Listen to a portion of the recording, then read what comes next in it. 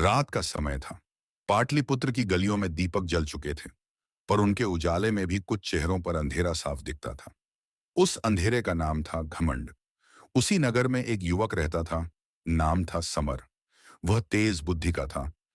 ताई सीप पहुंचता था, पर उससे भी तेज उसका अहंकार था। उसे लगता था कि वह जो सोच ले वही सत्य है। लोग उसकी प्रशंसा करते थे क्योंकि उसके पास धन था, प्रभाव था और वाणी में चतुराई थी। पर भीतर कहीं एक खालीपन था जिसे वह घमंड से ढकने की कोशिश करता था। उसी नगर में एक और व्यक्ति था, आचार्य चाणक्य। लोग उन्हें कठोर कहते थे, पर जो उन्हें समझता था वह जानता था कि उनकी कठोरता करुणा की संतान थी। वे जानते थे कि घमंड किसी व्यक्ति को ऊंचा नहीं, अकेला करता है। चाणक्य ने समर को दूर से देखा था। उन्होंने उसके शब्दों में तेज नहीं, आग देखी थी। ऐसी आग जो पहले दूसरों को जलाती है और अंत में स्वयं को भस्म कर देती है। एक दिन सभा में समर ने एक बुजुर्ग विद्वान का अपमान कर दिया।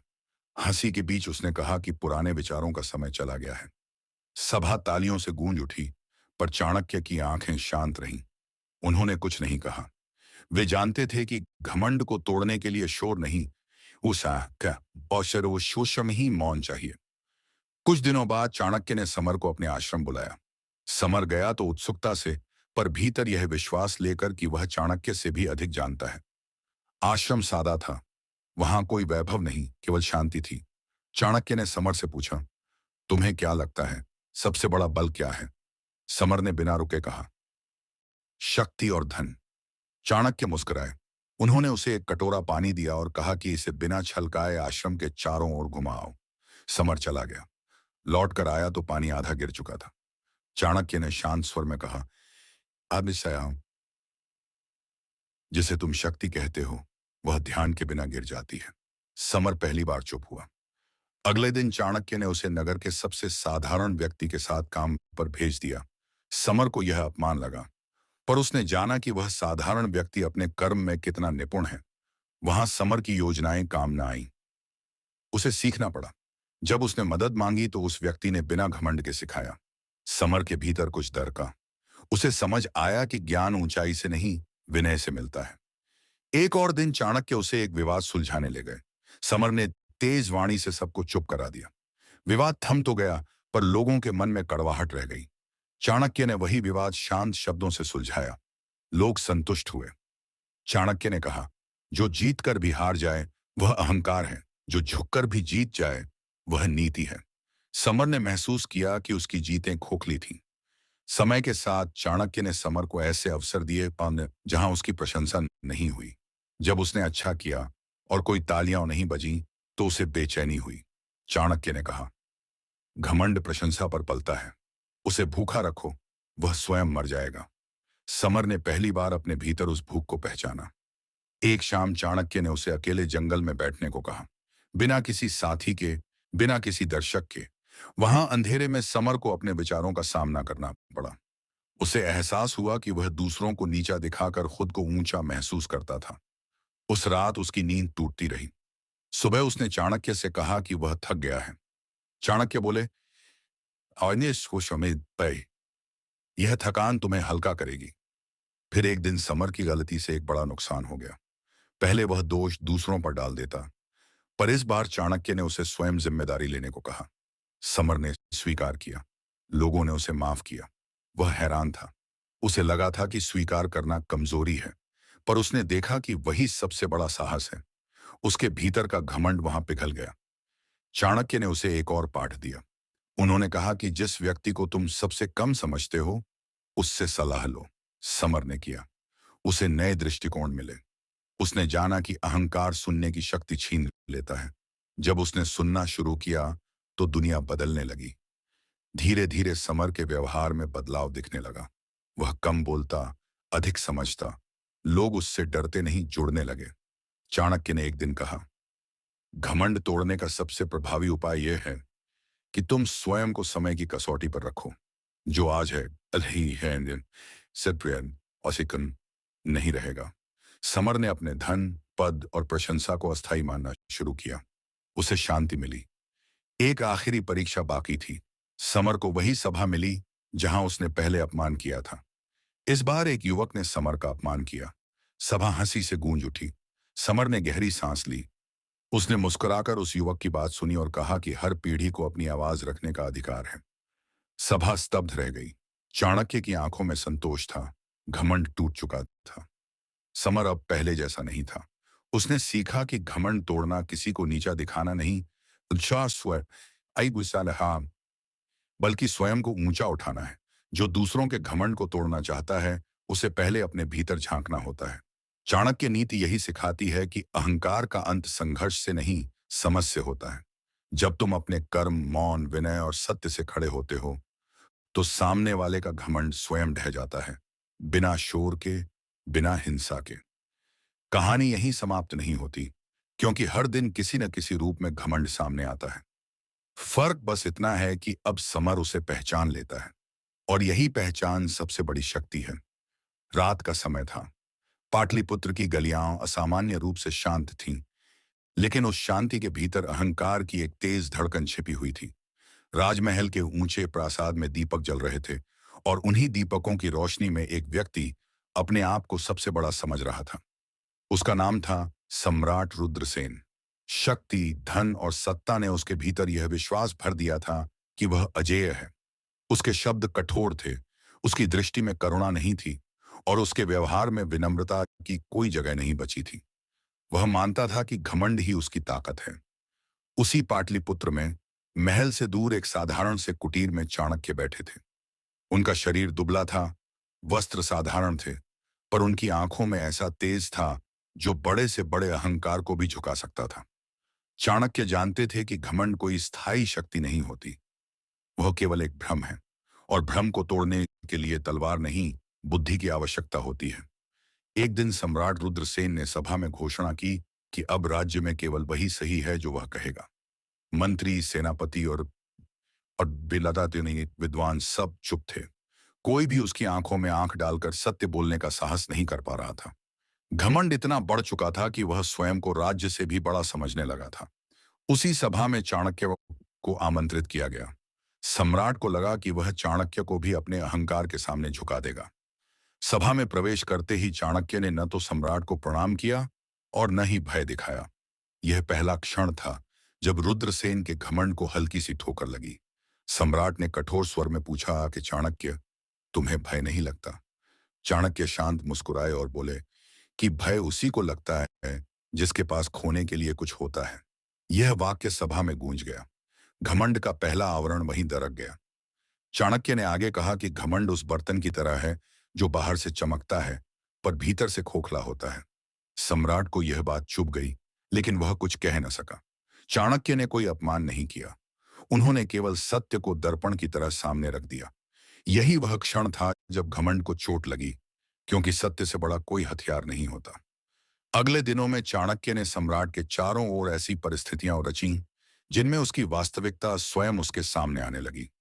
उन्होंने ऐसे लोगों को महल में प्रवेश दिलवाया जो पहले सम्राट के कारण अपमानित हुए थे। जब वे शांत स्वर में अपने अनुभव सुनाने लगे,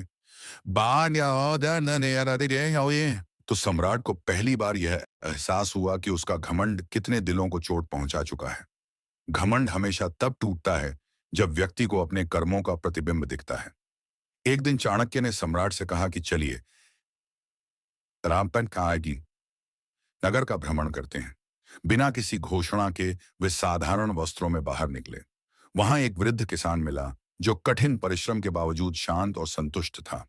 सम्राट ने उससे पूछा कि तुम्हारे पास इतना कम है, फिर भी तुम्हारे चेहरे पर शांति कैसे है?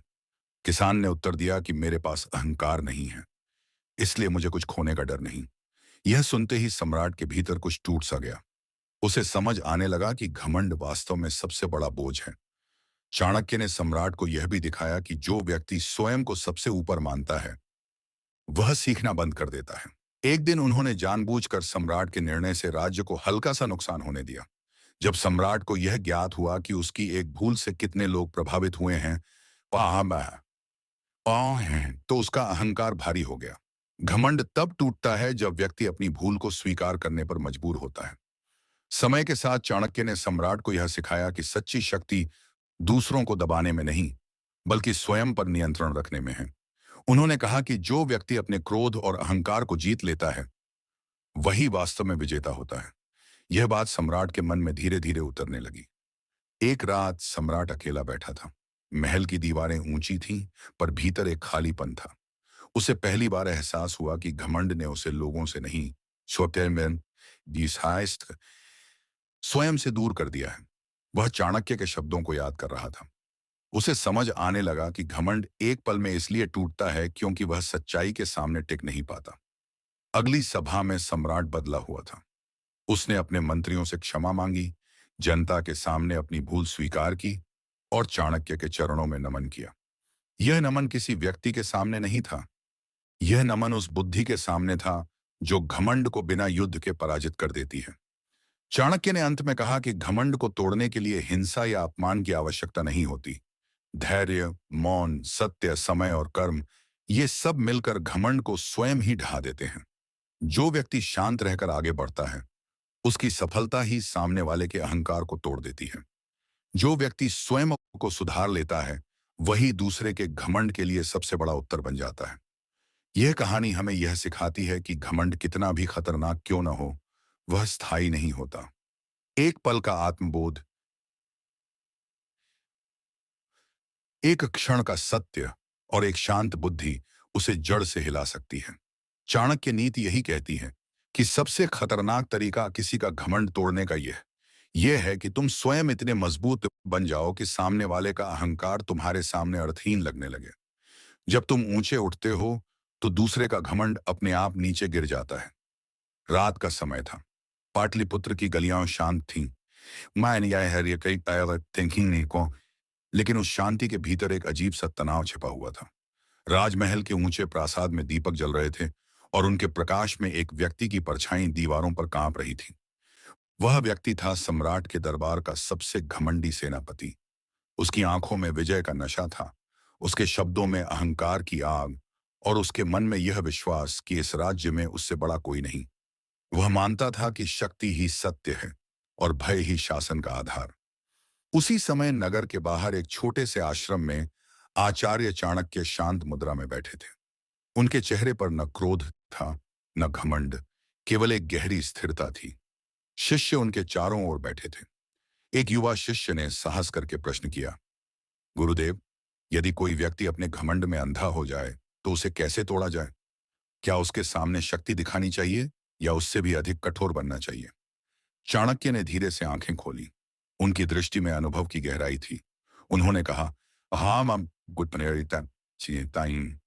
घमंड तलवार की तरह होता है। सामने से वार करो तो वह और तेज हो जाता है, पर यदि उसकी जड़ पर प्रहार किया जाए तो वह अपने आप टूट जाता है। घमंड को तोड़ने के लिए शोर नहीं, मौन चाहिए, क्रोध नहीं, धैर्य चाहिए और सबसे महत्वपूर्ण समय की समझ चाहिए। उसी रात उन्होंने एक कथा सुनानी आरंभ की। यह कथा केवल शब्दों की नहीं थी, बल्कि जीवन का आईना थी। बहुत समय पहले मगध राज्य में एक व्यक्ति था जिसका नाम था देवदत्त। वह बुद्धिमान था, पर उससे भी अधिक अहंकारी। उसे लगता था कि उसकी बुद्धि से कोई आगे नहीं। वह जैसा है जहां जाता वहां अपने ज्ञान का प्रदर्शन करता। लोग उसकी प्रशंसा करते, लेकिन मन ही मन उससे दूर रहते। देवदत्त इस दूरी को समझ नहीं पाता था। वह इसे दूसरों की ईर्ष्या मानता था।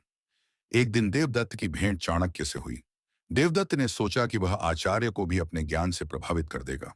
उसने बड़े गर्व से कहा, आचार्य, मैंने शास्त्रों का गहन अध्ययन किया है।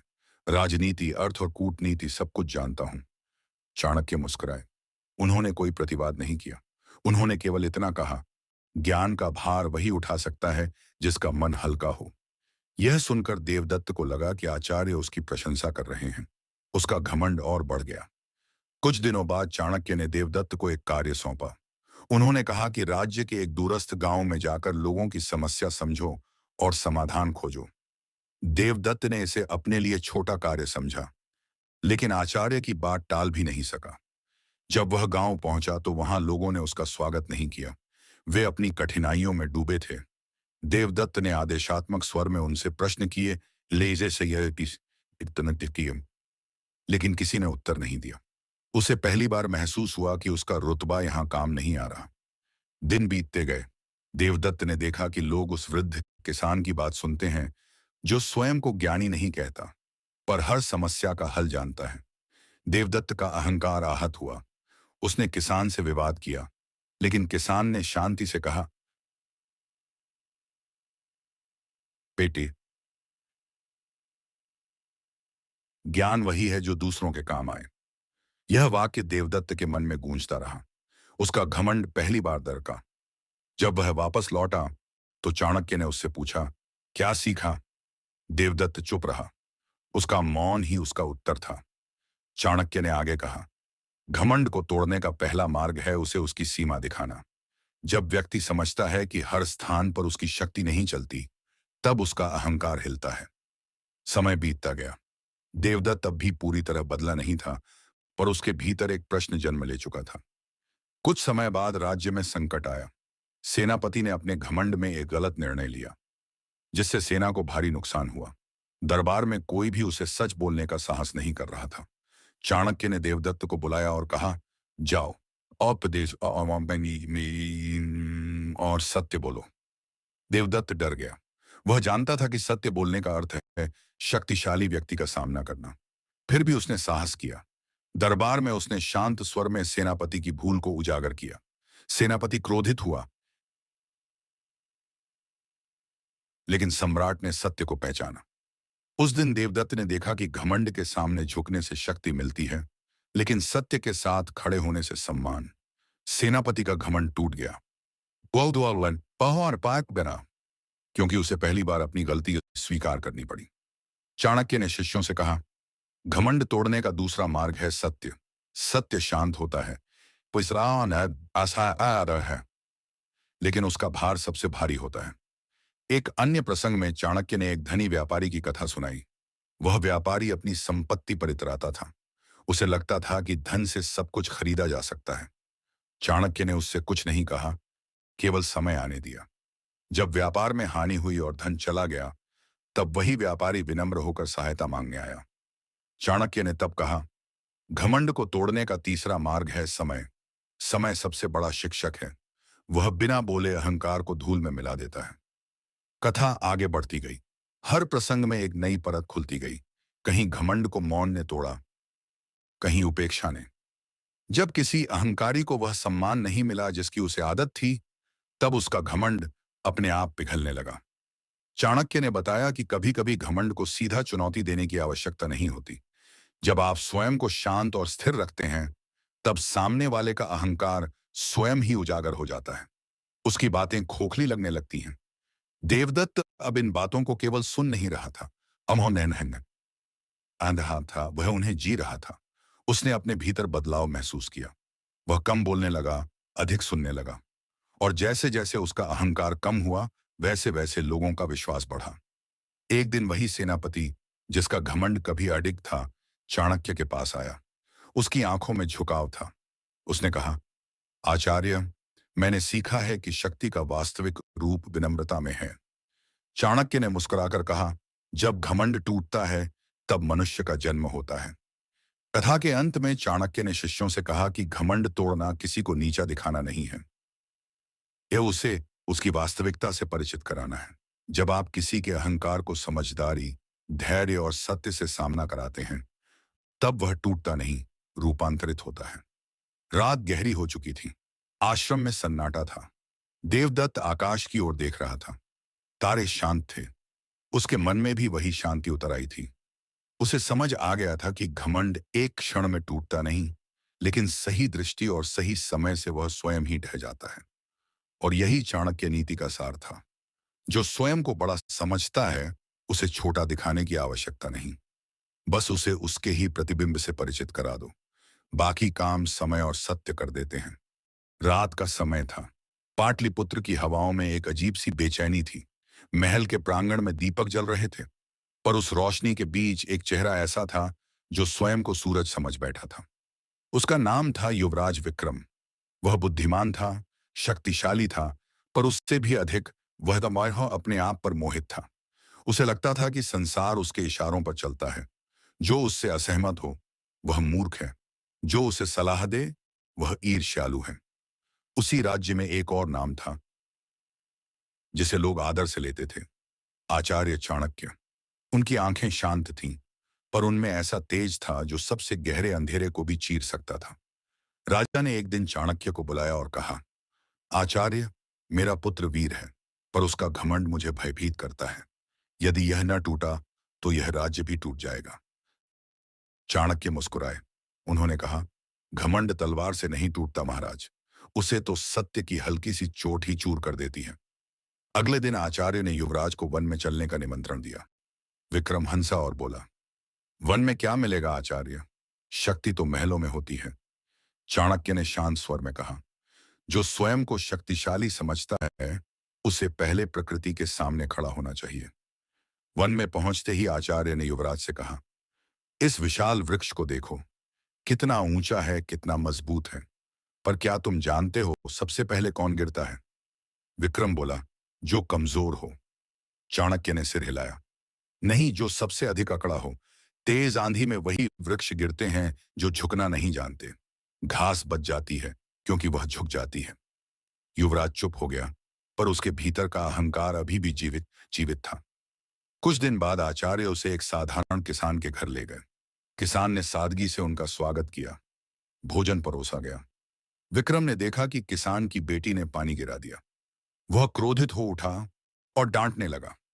चाणक्य ने उसे रोका और कहा, जिसे अपने क्रोध पर अधिकार नहीं, वह दूसरों पर शासन का अधिकार कैसे पाएगा?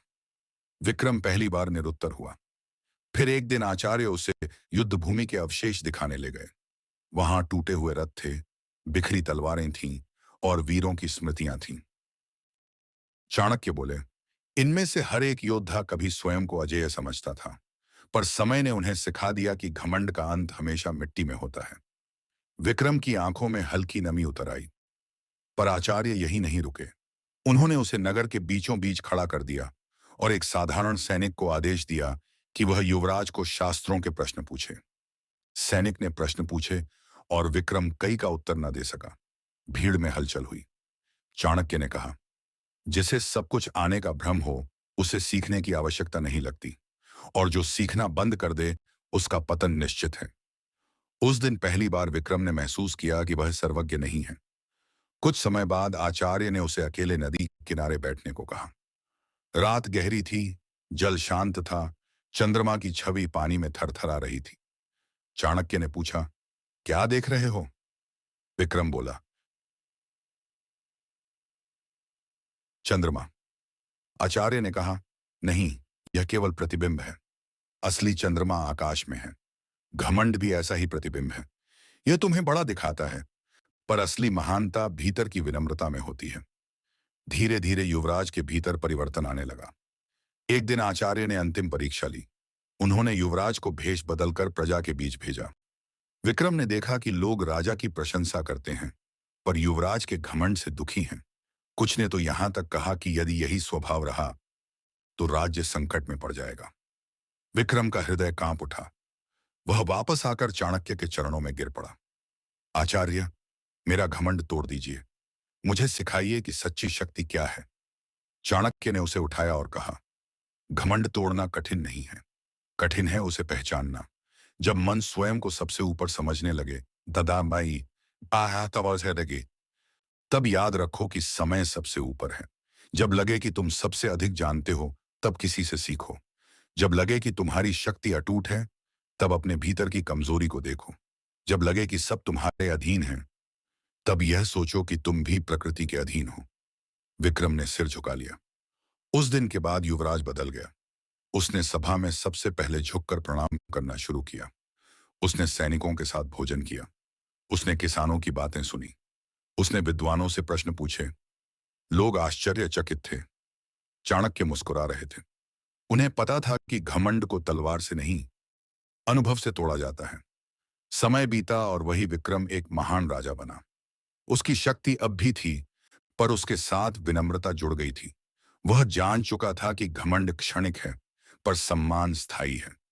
और जब भी कोई दरबारी अपने पद का अहंकार दिखाता, राजा विक्रम उसे वन में ले जाता, नदी के किनारे बैठाता और कहता, सबसे ऊंचा वही है जो झुकना जानता है। पाटलिपुत्र की हवाओं में अब बेचैनी नहीं थी, वहां एक नई शांति थी, क्योंकि एक व्यक्ति का घमंड टूटने से पूरे राज्य का भविष्य बदल गया था। यह कहानी केवल विक्रम की नहीं है, यह हर उस व्यक्ति की कहानी है जो स्वयं को अजेय समझ बैठता है। घमंड एक क्षण में टूट सकता है, बाहा यदि सत्य का दर्पण सामने रख दिया जाए, और जब वह टूटता है तब व्यक्ति बिखरता नहीं बल्कि निखरता है। याद रखो, चाणक्य ने सिखाया था कि घमंड को हराने का सबसे खतरनाक तरीका है उसे स्वयं की नजरों में छोटा कर देना। जब मन को यह एहसास हो जाए कि वह सब कुछ नहीं है, तभी सच्ची महानता जन्म लेती है। और शायद यही जीवन का सबसे बड़ा रहस्य है। जो स्वयं को सबसे बड़ा समझता है, वह आए अब भी छोटा है। जो स्वयं को सीखने वाला समझता है, वही वास्तव में बड़ा है। रात का समय था। पाटलिपुत्र की गलियां शांत थीं, लेकिन उस शांति के भीतर एक तूफान पल रहा था। राजमहल के प्रांगण में दीपक जल रहे थे, पर एक दीपक ऐसा भी था जिसकी लौ बहुत ऊंची थी। वह लौ थी युवराज विराट का घमंड। वह बुद्धिमान था, वीर था, धनवान था, पर उससे भी बड़ा था उसका अहंकार। उसे लगता था कि इस धरती पर ऐसा कोई नहीं जो उसे झुका सके। वह अक्सर दरबार में खड़े होकर कहता, मेरे सामने सब छोटे हैं, मेरी शक्ति के आगे किसी की बुद्धि नहीं टिक सकती। दरबारियों के चेहरे पर मुस्कान होती, पर दिलों में डर। कोई उसकी बात का विरोध करने की हिम्मत नहीं करता। उसी समय पाटलिपुत्र में एक और नाम गूंजता था, आचार्य चाणक्य। वह साधारण वस्त्रों में रहते थे, पर उनकी बुद्धि असाधारण थी। वे जानते थे कि जिस राज्य का युवराज घमंडी हो, उसका भविष्य अंधकारमय हो सकता है।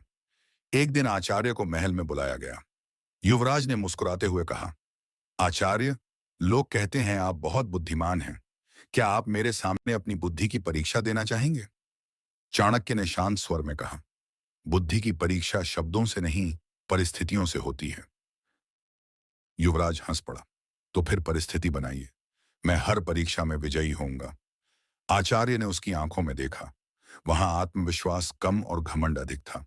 उन्होंने निश्चय किया कि इस युवराज को झुकाना ही होगा, विश्वसनीय और देश होगा, क्योंकि जो स्वयं नहीं झुकता उसे समय झुका देता है। अगले दिन आचार्य ने युवराज को नगर भ्रमण के लिए आमंत्रित किया।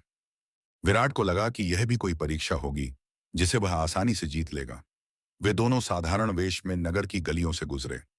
एक स्थान पर उन्होंने एक वृद्ध कुम्हार को देखा, पचामाई काढ़ी, जो मिट्टी के घड़े बना रहा था। उसके हाथ कांप रहे थे, पर उसकी आंखों में शांति थी। चाणक्य ने युवराज से पूछा, तुम्हें यह व्यक्ति कैसा लगता है? विराट ने तिरस्कार से कहा, एक साधारण कुम्हार, मेरे सामने इसकी कोई औकात नहीं। आचार्य मुस्कुराए। उन्होंने कुम्हार से एक घड़ा लिया और युवराज को देते हुए बोले, इसे जमीन पर गिरा दो। विराट ने बिना सोचे घड़ा फेंक दिया। वह चकनाचूर हो गया। आचार्य ने फिर पूछा, अब इसे जोड़ दो। विराट चुप हो गया। उसने प्रयास किया, पर मिट्टी के टुकड़े हाथ में ही रह गए। आचार्य बोले, घमंड भी ऐसा ही है। एक बार किसी का दिल तोड़ दो, फिर उसे जोड़ना कठिन होता है। शक्ति तोड़ सकती है, पर जोड़ नहीं सकती। युवराज के चेहरे पर पहली बार हल्की गंभीरता आई, पर घमंड अभी जीवित था। उसने कहा, यह तो साधारण बात है।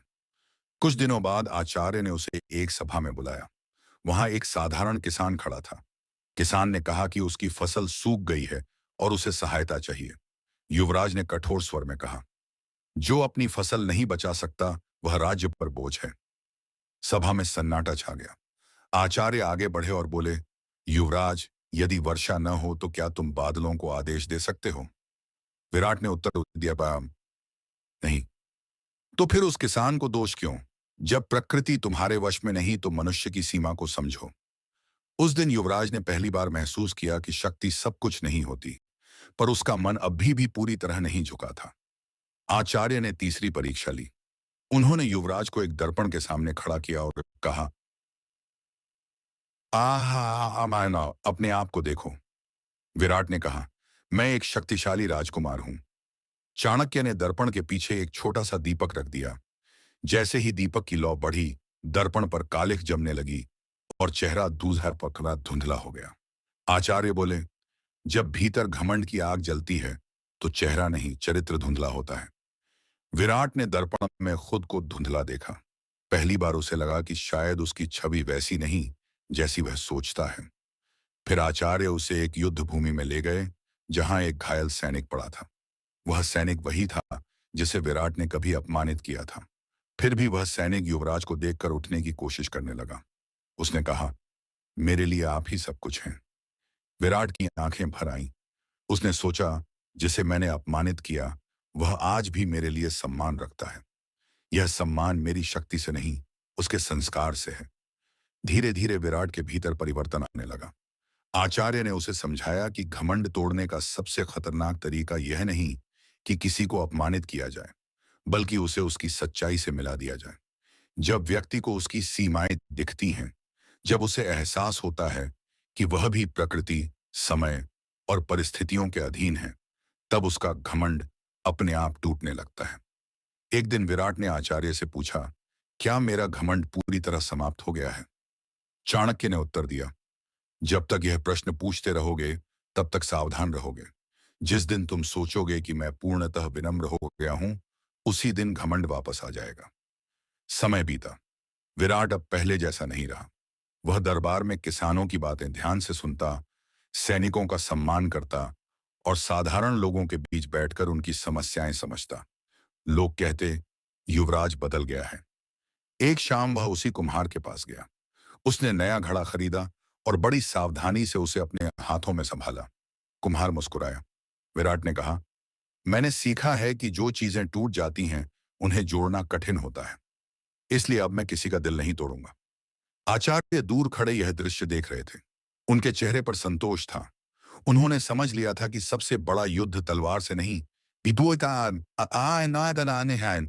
भीतर के अहंकार से जीता जाता है। और उस दिन पाटलिपुत्र ने एक नया सूरज देखा।